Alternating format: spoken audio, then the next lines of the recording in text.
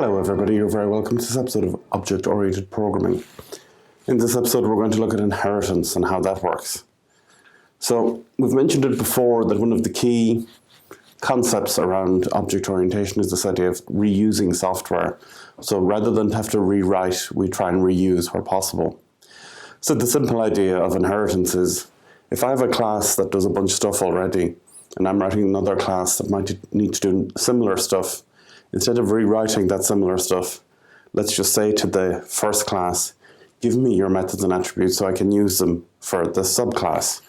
Like a parent passes their DNA down into their children, it's the same kind of inheritance we're thinking about. And that helps reduce redundant or duplicated code, which is a good idea. So, I guess the most basic example of inheritance is the fact that every time we create a class, we're actually inheriting from a built-in Python class called object. Now that object class, it doesn't have many attributes and it only has a few methods, but every class we produce inherits from object. If we don't explicitly state it, it's still there. So for example, if we were to declare class, my class, open bracket, object, close bracket, we're saying explicitly that my subclass inherits from the object class. This is another amazing example of how Python is so easy to do this stuff. If I want to create a subclass of a class that is a child of a parent, that the child inherits the parent's attributes and methods, I just stick the name of the parent in brackets when I'm declaring the class. This is not at all like other object-oriented programming languages, or most of them anyway, so Python just makes this really easy, which is great. So that's inheritance live. Sometimes we call the parent class the superclass, and we call the child class the subclass. Python is absolutely great in terms of how you do this.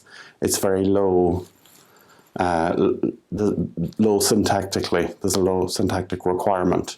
Let's think of another example now. Let's say I'm writing my own address book system, and the address book keeps tracks of people's names and their emails.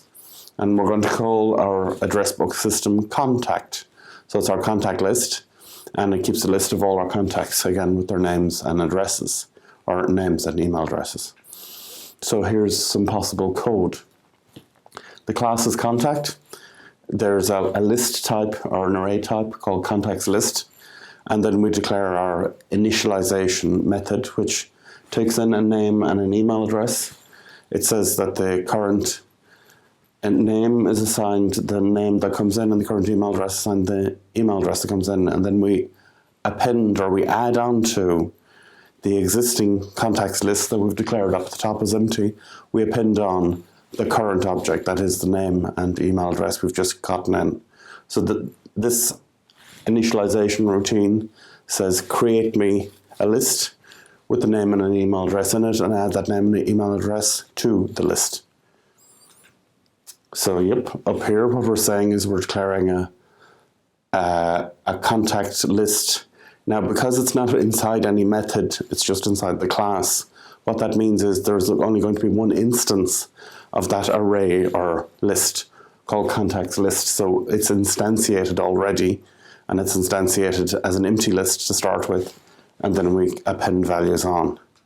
And as we can see, the line that's pointing at there just says append on the new values onto contacts list.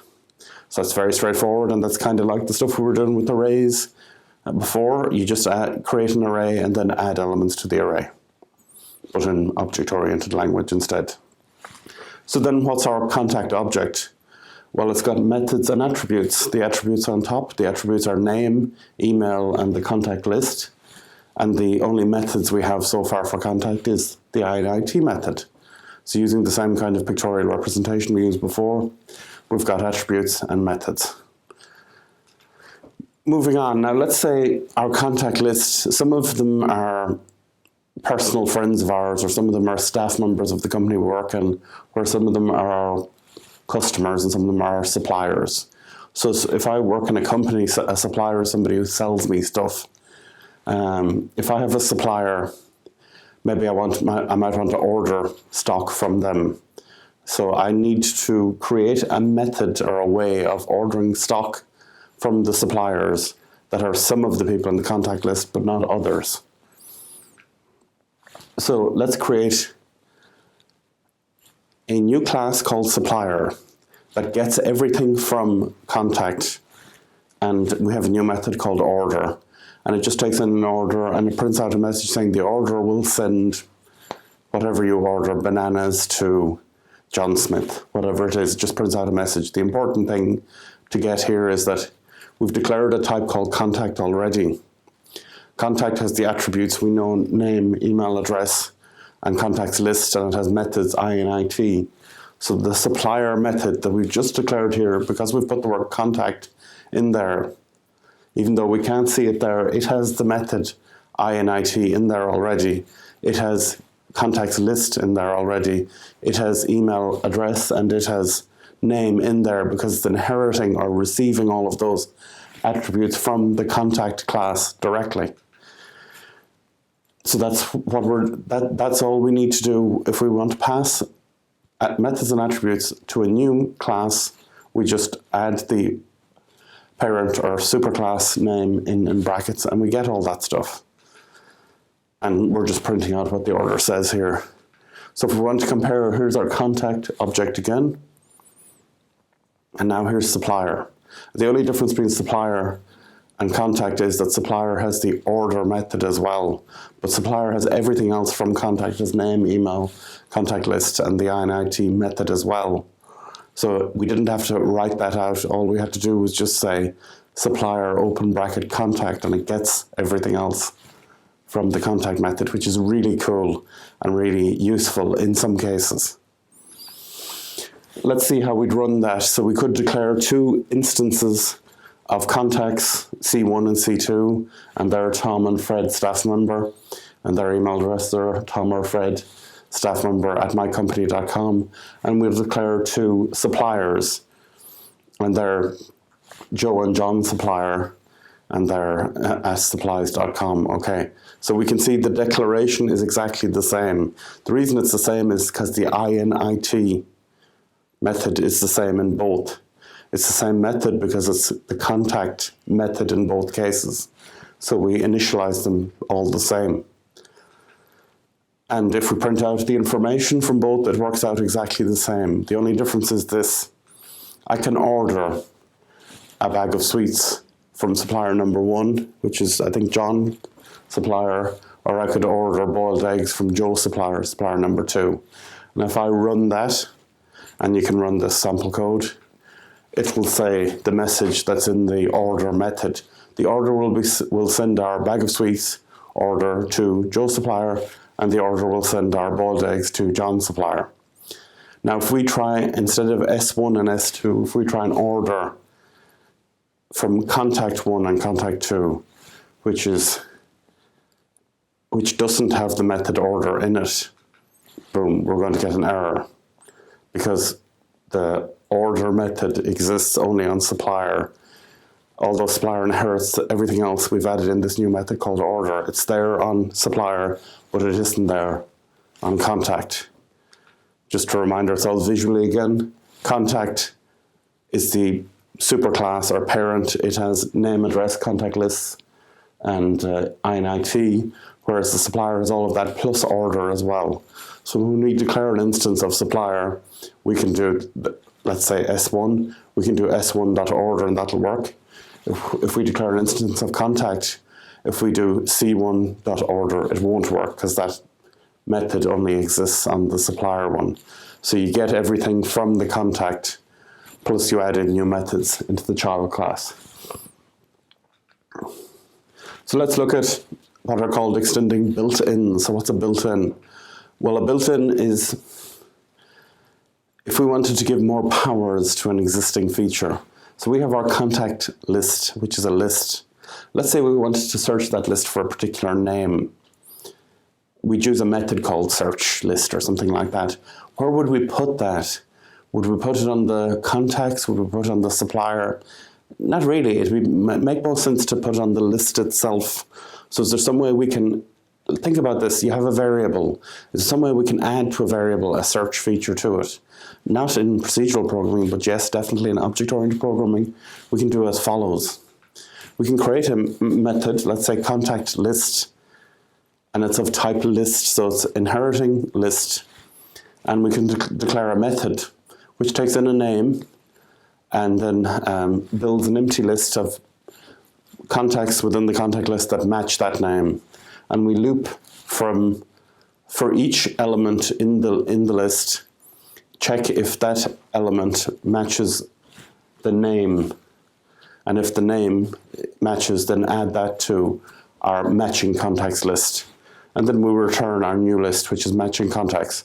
So if I have a list of 5 names and 3 of them are John, and then I search for John, I'll return a list of 3 names, the 3 Johns in it, and they're the matching names. The cool thing about this is we've created a type, and that type is a list type. It works exactly like any other list type, except it has an extra method in it. The extra method is the search method. So if you get rid of ignore all of the code really, between def search and end search, all of the code essentially, and just look at class contact list. What that means is we've created a new list type. It works exactly like the list or arrays we've looked at before, but it's called contact list. And as well as doing everything a list does, which is add elements and take them away, it has a method built into it called search. So let's look at that in action. Right, yeah, that's the new class type.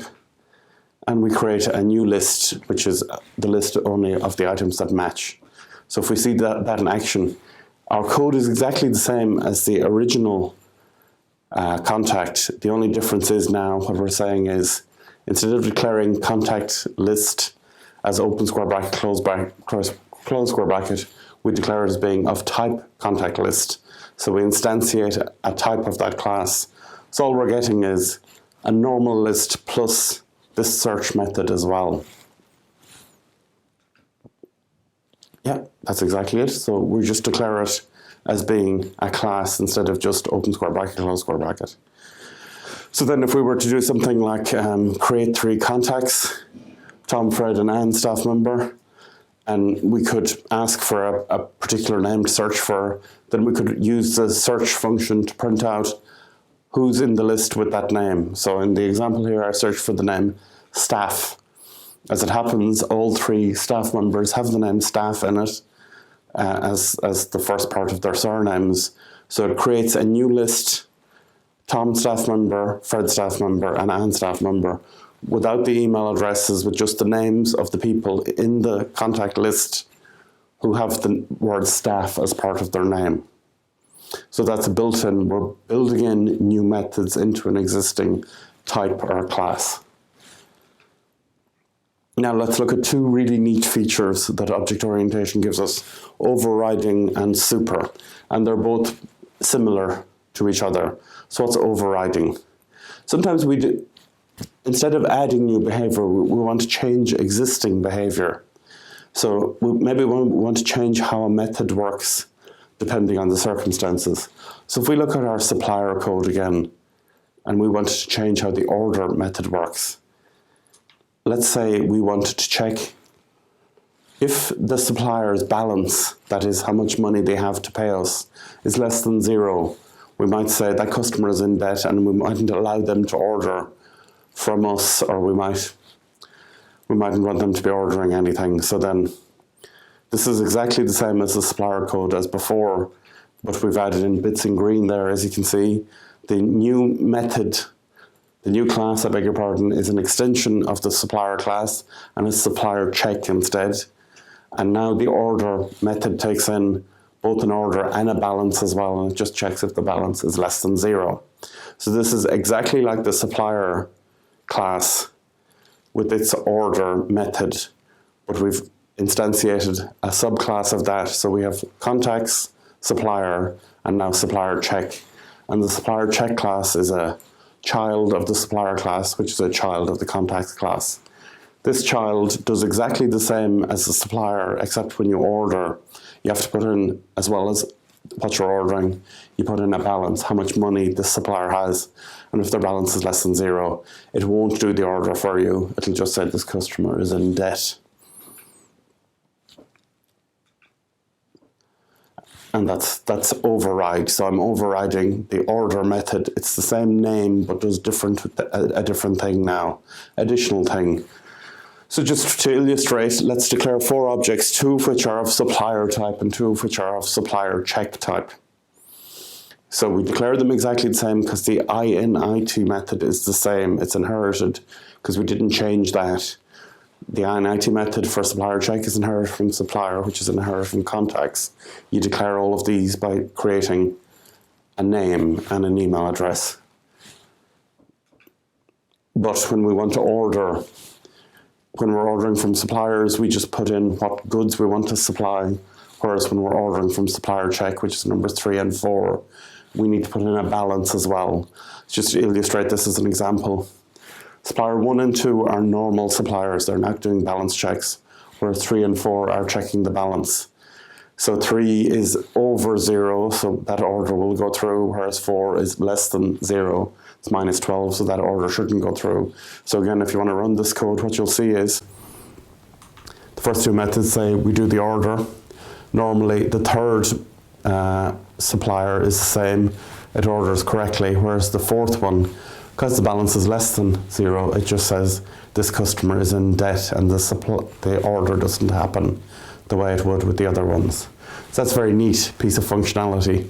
We're taking the order method and adding new parameters onto it in a new class. But this is really a good way of doing things in general because we're designing from a generic type and specifying down, which is considered good design.